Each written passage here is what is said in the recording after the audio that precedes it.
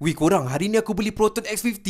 Ini bukan cubaan, ini betul-betul weh. Time ni aku dah siap-siap dah nak pergi ambil. Dia punya excited tu macam aku dapat kereta baru weh. Memanglah kereta baru kan, takkan kereta second pula. Ada banyak reason kenapa aku ambil kereta ni. Tapi sebelum aku nak cerita tu, apa kata kita menikmati dulu bau kereta baru ni.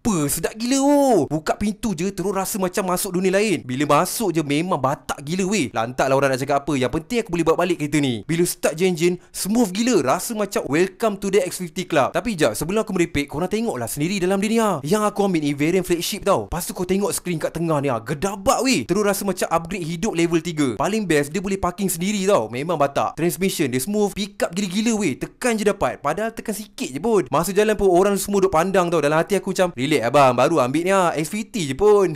Benda macam ni kan, aku kena simpan weh momen ni. Esok lusa aku boleh tengok balik video ni kan. Okey dah, aku nak menikmati jap. Nanti aku sambung cerita apa yang best pasal X50 baru ni. Okey lah, bye bye.